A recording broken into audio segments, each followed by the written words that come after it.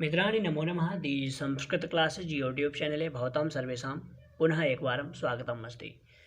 दोस्तों, आज के इस वीडियो में हम लोग शिशुपाल वधम से संबंधित कुछ महत्वपूर्ण तथ्यों को जानेंगे, तो बने रहें वीडियो में अंत तक। अगर आप लोग संस्कृत से किसी एग्जाम की तैयारी कर रहे हैं तो चैनल को सब्सक्राइब जरूर कीजिए। वीडियो पसंद आता है तो वीडियो को लाइक कीजिए। चलिए शुरू करते हैं। सबसे पहले प्रणेता शिशुपाल वधम महाकाव्य के प्रणेता महाकवि माघ हैं।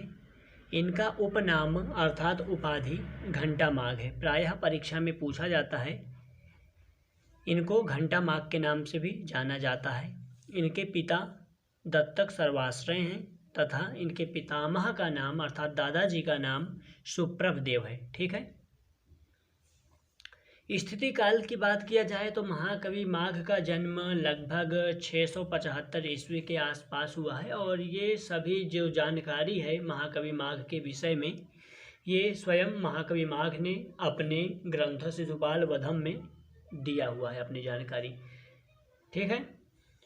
जन्म स्थान की बात किया जाए तो इनका जन्म स्थान भीनमाल है, जो कि राजस्थान राज्य में स्थित है। अब बात करते हैं कुछ शिशुपाल वधम से संबंधित महत्वपूर्ण तथ्यों की, जो परीक्षा में पूछे जा सकते हैं अथवा विगत वर्षों में विगत परीक्षाओं में पूछे गए हैं। सबसे पहले तो पूछा जाता है कि शिशुपाल वधम में कितने सर्ग हैं। बहुत ही सरल क्वेश्चन है लेकिन कई बार पूछा गया है तो इसको हमने यहाँ पर रखा है। शिशुपाल वधम में 20 सर्ग हैं। श्लोक संख्या की बात किया जाए तो 1650 1650 श्लोकों वाला यह महत्वपूर्ण महाकाव्य है।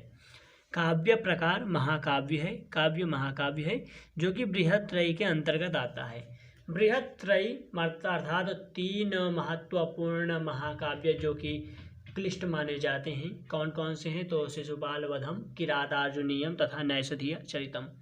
आगे हम उनकी भी चर्चा करेंगे, अर्थात हम किरातार्जुनीयम तथा नैषधीय चरितम के ऊपर भी जल्दी वीडियोज लाएंगे, तो आप लोग चैनल को सब्सक्राइब जरूर कीजिएगा ताकि वीडियो मिस ना हो।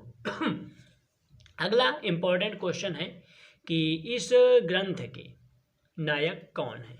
ठीक है। ग्रंथ क्या है? ग्रंथ है शिशुपाल वधम। शिशुपाल वधम के नायक हैं आपके श्री कृष्ण। प्रतिनायक हैं चेदी नरेश शिशुपाल। शिशुपाल इसके प्रतिनायक हैं। बात किया जाए रस की तो रस है अंगीरस। एक देखिए, महाकाव्य में एक अंगीरस होता है तथा कुछ अन्य रस भी होते हैं। ठीक है, जिनको अंग रस बोलते हैं। अंगीरस का मतलब होता है मुख्य रस। तो महाकाव्य शिशुपाल वधम में भाई नाम से ही लग रहा है वध होने वाला है। शिशुपाल है, कृष्ण है, तो इसमें लड़ाई झगड़ा होगा, अर्थात इसमें वीर रस है। और बाकी अन्य श्रृंगार रस भी देखने को मिलता है। हास्य रस मतलब कि थोड़ा सा मतलब कि हंसने वाली कहानी भी आपको बीच बीच में मिलती रहेगी, और श्रृंगार रस भी मिलता है। अगर आज की भाषा में बोले तो कॉमेडी रोमांस के साथ ये क्या है, एक एक्शन थ्रिलर महाकाव्य है। ओके। आगे शैली गुण की बात किया जाए तो इसमें अलंकारवादी शैली का प्रयोग किया है महाकवि माघ ने, तथा ओज एवं माधुर्य गुण है। ठीक है। भाषा लालित्यपूर्ण एवं प्रवाहमयी है। भाषा लालित्यपूर्ण एवं प्रवाहमयी है। अलंकार, प्रायः अलंकार के ऊपर प्रश्न पूछा जाता है, तो महाकवि माघ ने इस ग्रंथ में उपमा अलंकार, उत्प्रेक्षा अलंकार, अतिशयोक्ति, अर्थांतर न्यास अलंकार का प्रयोग किया है। इसके बाद जो प्रायः क्वेश्चन पूछा जाता है वो छंद से पूछा जाता है कि महाकवि माघ की छंद योजना, तो इन्होंने सबसे ज़्यादा वंशस्थ छंद का प्रयोग किया है, उसके बाद अनुष्टुप छंद का, उपजाति छंद का, और फिर वसंत तिलका का। लेकिन अगर पूछा जाए कि इसमें टोटल कितने छंदों का प्रयोग हुआ, तो टोटल 22 छंदों का प्रयोग किया है महाकवि माघ ने अपने शिशुपाल वधम नामक महाकाव्य में। इनका केवल एक ही ग्रंथ मिलता है शिशुपाल वधम महाकाव्य, जिसमें सबसे ज़्यादा इन्होंने वंशस्थ छंद का प्रयोग किया है। इससे आप इस बात का भी अनुमान लगा सकते हैं कि महाकवि माघ का सर्वाधिक प्रिय छंद कौन सा है, वंशस्थ, अगर ये पूछा जाए तो। ठीक है। वर्णन वैचित्र्य तो बहुत इंपॉर्टेंट है, कई बार पूछा गया है। देखिए, इस ग्रंथ में जो मुख्य वर्णन वैचित्र है वो है द्वारिका का समुद्र वर्णन। इसमें क्या द्वारिका का समुद्र वर्णन किया गया है, रैवतक पर्वत का वर्णन किया गया है, षड ऋतुओं का वर्णन किया गया है। ये बहुत इंपॉर्टेंट है, षड ऋतुओं का वर्णन। क्योंकि विगत वर्षों परीक्षाओं में पूछा गया है कि निम्नलिखितेषु ग्रंथेषु षड ऋतूणां वर्णनम अस्ति अथवा प्राप्यते, कि निम्नलिखित ग्रंथ में से कहाँ पर षड ऋतुओं का वर्णन प्राप्त होता है। निम्नलिखितेषु महाकाव्येषु इस प्रकार करके पूछता है।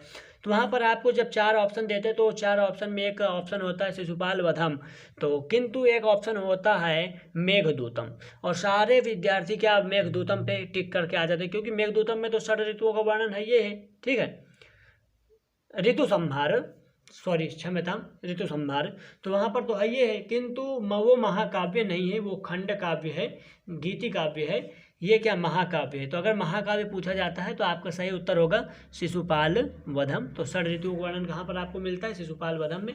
जल क्रीड़ा का वर्णन है, प्रभात वर्णन बहुत ही सुंदर महाकवि माघ ने किया है, युद्ध वर्णन है, और पान गोष्ठी सभा का वर्णन है। परीक्षा में पूछा जा सकता है पान गोष्ठी सभा या वर्णनम कुत्र उपलभ्यते, ठीक है।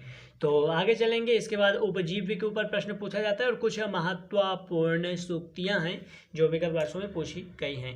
तो इसका उपजीव्य की बात किया जाए तो ये श्रीमद् भागवत के 10वें स्कंध में 74वां अध्याय तथा महाभारत के सभा पर्व का 33 से 45 अध्याय, अर्थात इसमें जो शिशुपाल वधम की जो कहानी है वो श्रीमद् भागवत के 10वें स्कंध के 74वें अध्याय से बहुत ज़्यादा मेल खाती है, तथा महाभारत के सभा पर्व के 33 से 45वें अध्याय के। तो आप ये बोल सकते हैं कि इन 2 ग्रंथों को उपजीव्य बनाकर महाकवि माघ ने शिशुपाल वधम की रचना की है, ठीक है। इसके बाद कुछ महत्वपूर्ण सूक्तियां हैं जो विगत वर्षों में पूछी गई, तो इसको आप लोग जरूर रटें।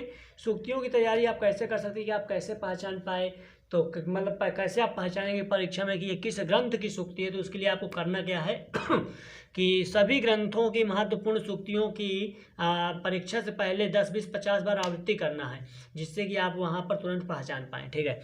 सबसे पहले किमस्ति कार्यम गुरुयोगिनामपि, किमस्ति कार्यम गुरुयोगिनामपि, किमस्ति कार्यम गुरुयोगिनामपि, किमस्ति कार्यम गुरुयोगिनामपि। तो इसको आप लोग गा गा करके 4 से 10 बार बोलेंगे तो एकदम आपको सॉफ्ट भी हो जाएगा और लगातार आपके दिमाग में बना रहेगा, ठीक है। अथवा श्रेयसी केन तृप्यते, अथवा श्रेयसी केन तृप्यते बहुत ही महत्वपूर्ण सूक्ति कई बार पूछी गई है।